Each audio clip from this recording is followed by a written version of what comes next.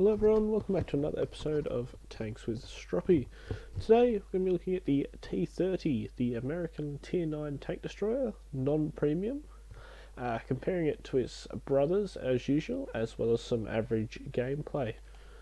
So, let's start things off.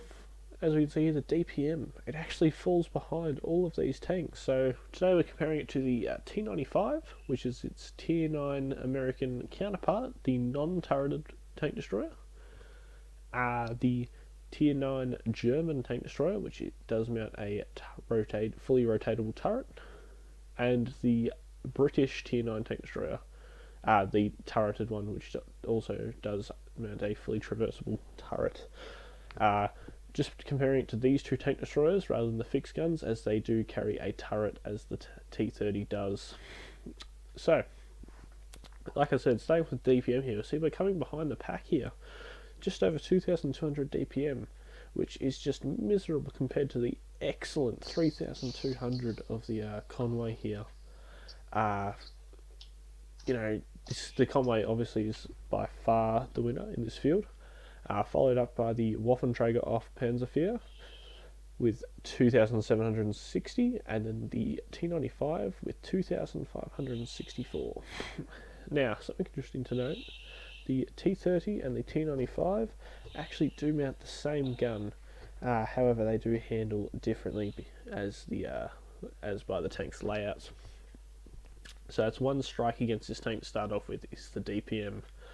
However, penetration, we can see here excellent penetration of 276, much better than the 235 on the Waffenträger and the 259 on the Conway, which is not bad penetration, but as you can see, 276, you're really not going to be having to use those APCR rounds very much. And if you do, we can see here 320 millimeters of penetration.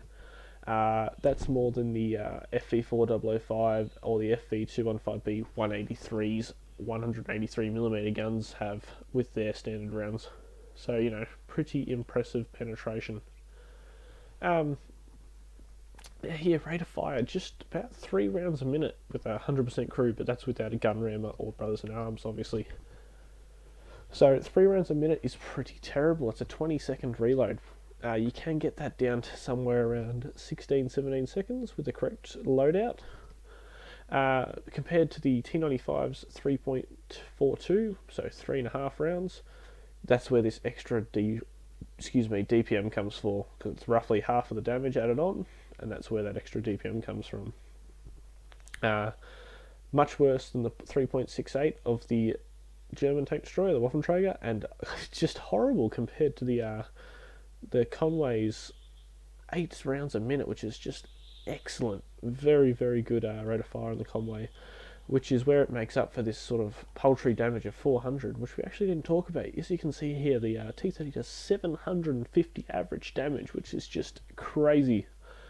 That's more than the Tier 9 Japanese heavy tanks, which hit for 600 average damage. So these tanks, they can roll for, 750? So it's at 375. Just about 190. They can roll for about 940 as a max roll, so that's pretty insane. It's the same for the German tank here, but we can see the Conway only gets paltry 400 compared to them. But this is where it gets that insane DPM from this rate of fire. That's just crazy. And that can be boosted even further with crew skills and equipment. So here we have a reload time, 20 seconds, just over. 17 for the T95, again, where the DPM comes from.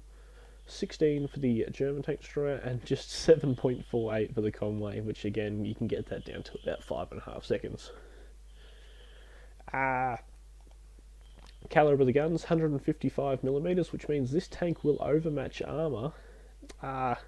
Anything less, 50 mils or less, this tank can overmatch because of its caliber. If you don't know about this, there is a rule in World of Tanks that says if a gun's caliber is 3 times larger than the armour that is hitting, it is an automatic penetration. So that's very handy to have. compared to the 150mm on the Waffenträger and the only 120mm on the Conway. Shell velocity, 870 meters a second. Not horrible, not great. You know, it's pretty standard for an AP round, but your shells aren't going to be flying across the battlefield too quickly. Even worse on the 15cm that the Waffenträger mounts, and the 1067, which is that's a brilliant shell velocity on the standard rounds for the Conway, and that's only its AP rounds. Its APCR rounds get 1300 meters a second, which you're not going to give your targets much lead at all with those rounds. And just something interesting to note: the T30, it doesn't feel as derpy as the Waffenträger does. You know, the T30 feels more like it has a normal tank's gun rather than the that big 15cm on the Waffenträger. That could be partly due to the penetration. You don't have to aim your shots as carefully. Moving on, ammo capacity, 34 rounds, 34 with a 20-second reload. You're not going to be running out of ammo in this tank. If we just pull up our calculator here, 34 times, what's going on here? 34 times 750, 25,500 damage. That's enough to kill the enemy team probably, I'd say twice over, once or twice over. So you're definitely not going to run out of ammunition in this tank. Compared to the 30 rounds on the T95 and the also 30 rounds on Waffenträger, so it does get a nice little advantage. What's interesting here, only 35 rounds in the Conway, which is very small when you think about it. I mean, it gets one extra round, so let's say they both had 35 rounds. The Conway's reload is, you know, almost 3 times quicker than the T30 is. So these shells in the Conway, you're actually going to run out of shells quite quickly in this tank if you're doing a lot of work. And if we bring back our calculator here, we can actually see that the same amount of shells, so 35 times 400 alpha damage, we only get 14,000 damage, which again, that's enough to kill over the enemy team probably at least once, but yeah, don't expect to do too much work if you take into account missing and or bouncing some shots.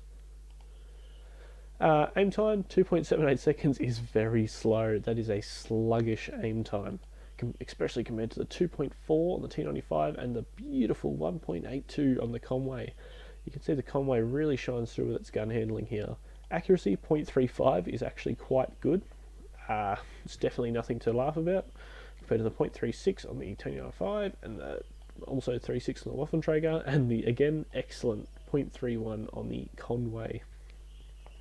Now, the dispersion while moving, 0.22.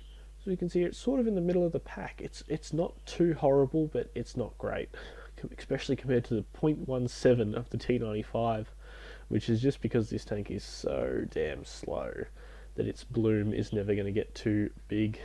And as for the turret traverse, it doesn't really have a turret. So Waffenträger, 0.20, and the Conway has a horrible dispersion of 0.3. I don't know why this is, but that really brings its gun handling down if you are either moving or traversing the tank.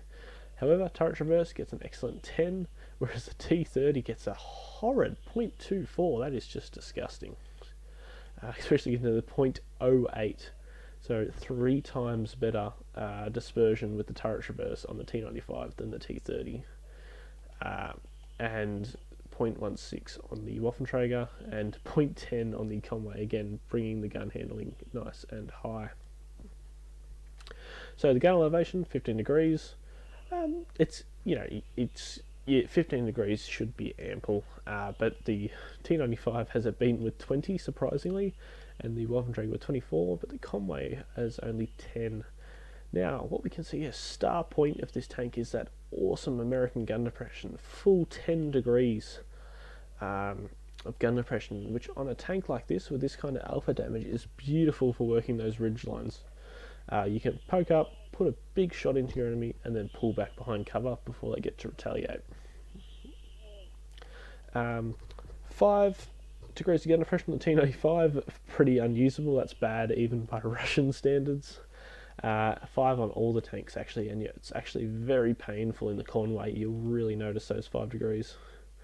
Like I said, turret traverse 180 either way, so 360 all around, compared to the 10 degrees to one side and 11 on the other on the T95, as it is a fixed turret.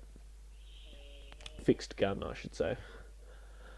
Alright, movement speed, not too bad at 35, especially when we consider the Conway, which is such a light British tank, is sharing its same top speed of 35. A little bit slower than the Waffenträger's 38, and much better than the T95's 13. Reverse speed 10, which can be helpful for getting away from those sticky situations, but nowhere as good as the Conway's 20, which is just outstanding. Possibly one of the fastest reverse speeds on anything but a light tank, I would say. 860 horsepower, which does give this tank a lackluster power to weight ratio of 13.4. Much better than the T95, but worse than these vehicles by a fair margin, especially the Conway, which gains an excellent power to weight ratio. Terrain resistances, news doesn't get any better. They're not great, which slows this tank down even more. You're going to be getting roughly the same mobility as something like a T34, really. That's the tier 8 American premium. Now the armour, 102mm on the front, 76 on the sides, and 51 on the rear. 102mm on the front is quite bad. This tank shares the same hull as its predecessors, oh sorry, not its predecessors, its heavy tank brethren, the T34 and the T29, as they all have a very similar layout, as we can see here. The very familiar American heavy tank layout, however they just put a very big gun in it and called it a tank destroyer. So we're just going to switch back to the collision model here. So as we can see, shooting this tank in the front is going to be basically a guaranteed pen. Anywhere around here, if you need it, there is a weak spot here, the machine gun port, so if they're angling rather well, something like you're only seeing the front of their plate, if you just aim for this weak spot here, you should be able to get through rather than having to go through those 230mm. Again on the sides, what do we got here? We have our armour and 20mm of spaced armour from the tracks, so be wary of that, but you should easily be able to pen the sides, as we can see here.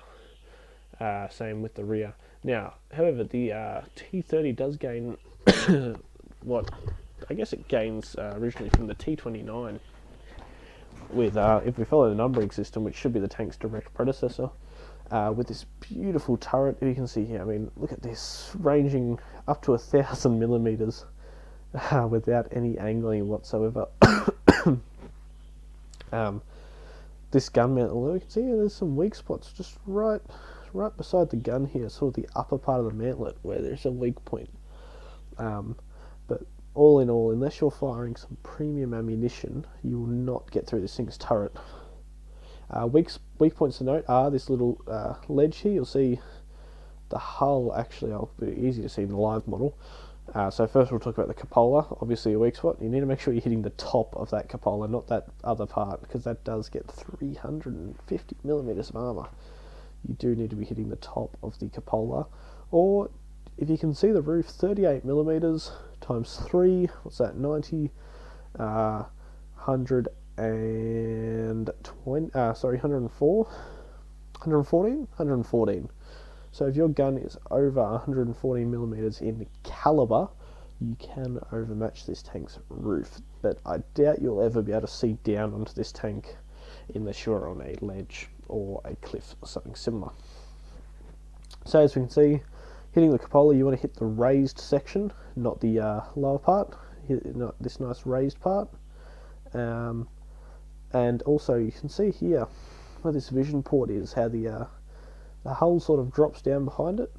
You can actually put shots into this area and they will pen and do damage if you are hitting sort of not the actual periscope itself, but the armour behind it. You can actually penetrate there. Just something helpful if you're sort of at level height with this tank. Otherwise, you just need to try and aim your shots down into the hull. We can see if you're facing a T30 that has a nice position here, his hull is still very easy to pen, but if he's managed to hide that behind a cliff, getting through this armour is going to be a nightmare, as there are no actual weak spots that we can see here. Your best chance is going to be going for this strip of armour across here, which is also a weak spot, I forgot to mention. This flat plate here, which it shares with the M103, the same weak point. That's probably your best bet, if that's all you can see, is to try and hit that thin strip there. But good luck with that, or if you're feeling lucky, go for the gunner's optics there. Or if you're feeling really lucky, you might get one through the machine gun port, but hey, I don't think that's going to happen. Anyway, moving on here. As you can see, its hull armour is much worse than something like the T95, which is known for its armour. And the Waffenträger, known for bad armour, AD 3030, and the Conway 7650-38, so nothing special with those other tanks. Hit points 1650, which, you know, is pretty healthy. Compared to the T95, does get 1800, but it is a very slow, lumbering monster of a tank. More than Waffenträger and much more than our Conway, so a nice slab of hit points there. View range 380 meters. As you can see here, it's average with the rest of the tanks other than the Waffenträger. 380 meters is not terrible, but it's not great, let's put it like that. 390 would be much better, but you know, 380 is enough that you could probably mount optics and not feel too guilty about it. Shell cost 1650, pretty standard, as this is quite a big gun, although it's only 5mm bigger than the Waffenträger, and the shells are quite a bit cheaper on this tank, so go figure. And the total weight is 64 tons, weighing 20 less than, or 23 less than its T95, and it is much, much heavier than these tanks. Well, this tank anyway, about 40 tons heavier than the Waffenträger, and 15 tons heavier than the Conway. Anyway, that's not theory, so let's get into some gameplay. Alrighty, so here we are with our first replay in the T30. We are on Lakeville in a very nice matchup, actually, top tier, with only 3 T9 tanks on each team. So we're actually going to head out to the city. There's no point going to the valley, really. I mean, if you want to sit in a stalemate for half the game, then sure, go to the valley. But as long as you leave a tank or two there just to sort of scare them off, it's all good. So, sticking out to the side of the map here so that we don't get spotted and killed from across the map, which has happened to me numerous times, and I never learn from my mistakes except now. As you can see here, we still get spotted. The T34 does soak up that shot. Not sure if I got spotted or not. Don't have 6th sense on this tank yet. But we just keep on cruising, taking the safe route around. You can see the tank, it's acceptably mobile on this softer terrain. You know, it gets around, but it's not getting anywhere super quickly. You know, the Tiger 2 is keeping pace with us, and he has much better armour than we do, so go figure. Anyway, keep moving up here. Try and get ourselves onto this road to get a bit quicker, a bit more, better ground resistances, and just keep pushing ourselves up into this town. So as we move up here, this is when we find our first trouble. So we get ourselves hull down behind this bit of rubble here. Just check that only a turret's peeking out. Yep, not too bad. I'm just going to sit here for a second, see if anything comes. Get lined up on that corner, as that is where they usually pop out. Their VK just gets absolutely smashed there. Anyway, line up here, wait and see if anything comes or not. But we get impatient. So we push up, and very luckily we actually bounce the E75 shot. Unfortunately, we don't get a chance to put one back into him, but we do pull back. And he looks like he actually plays this game very strangely. He pulls back. We get a glimpse of this Black Prince, but not enough to put a shot in. So pull back once again and push forward. And then the Tiger 2 catches us off guard, but we give out a lot better than we got in that situation. But then the E75, he jumps out and smacks us as well. As you saw, 761 damage done to that poor Tiger. Just about shaving half his health off. He's not feeling too healthy anymore. Anyway, we spot the E75. He takes his shot, so we poke out, and we don't get to put one into him. But this bloody Tiger's come back again. Unfortunately, we do bounce off his upper plate. One of our teammates do put one in though. And he was just very lucky there that he turned and actually angled his plate as well as it was before we fired. Now, E75's back. You can see our reload there, and we are ready to go again. Fortunately, it doesn't have the timer there, but I believe my reload's at about 16 seconds with a gun rammer. Anyway, we start playing pretty aggressively, and we get punished by that E75, and we do get ammo racked as well, unfortunately. Now, I didn't actually repair my ammo rack straight away because I wasn't sure if I'd get hit again, but we don't, so we repair that. Lightweight misses his shot, and we put a big old fat hit into him, 870 damage, so we had a nice high roll there, which really punished him. Now we see the E75 shoot, so we pull out, get that lower plate, and he tries to wiggle, but no match for the mighty gun of the T30, and we smack him for 809 damage as well. So as you can see, this gun just has the monstrous alpha, but it just doesn't have that DPM to follow up. Anyway, he fires again, so we push in. He's trying to close the distance here so we don't get that weak lower plate, but before he gets to us, we unfortunately put a shot into his tracks and don't manage to pick up the kill. But our teammates have got our back here.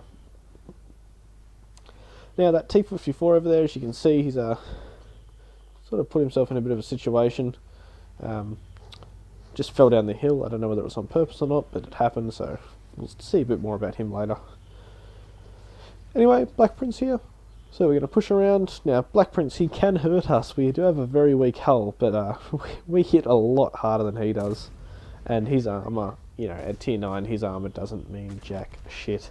So we do plant a fat old 763 damage into him to bring our total up to 3,203, which, believe it or not, is a low damage game in the T30. That's quite bad.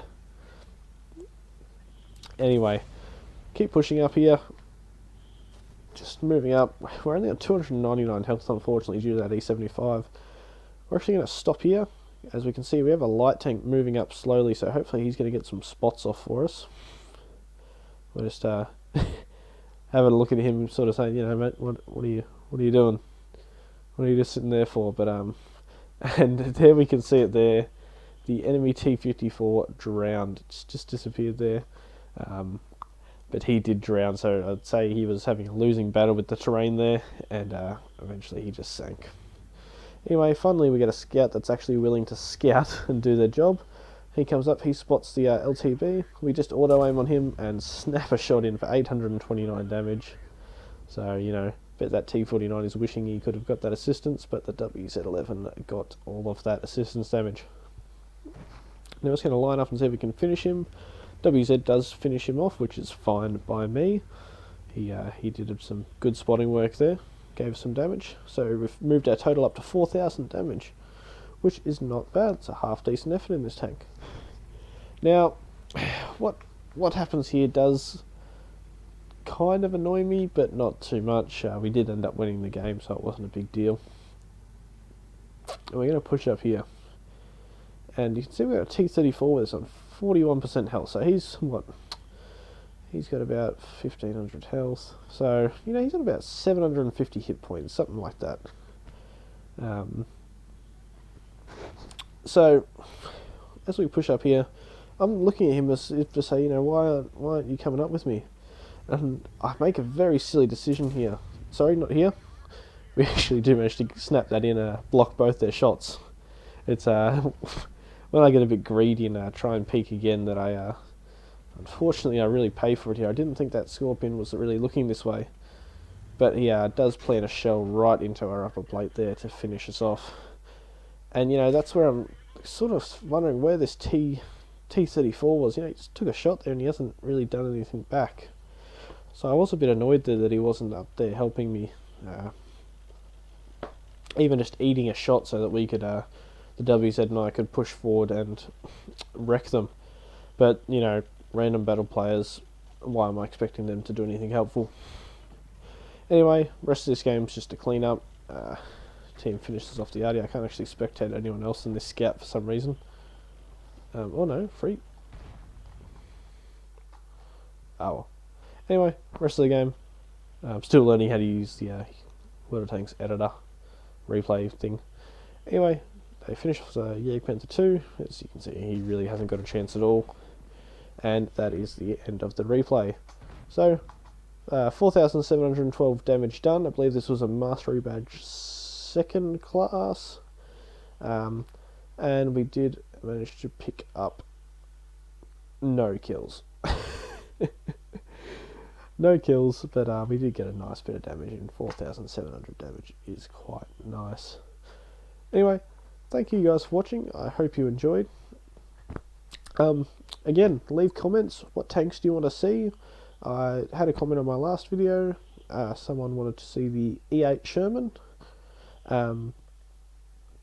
As soon as that tank comes on sale, I will buy that one, and I will do a review on it for you, no problems. So, thank you for that comment. Actually, let's just see if I can get a name for you here. YouTube.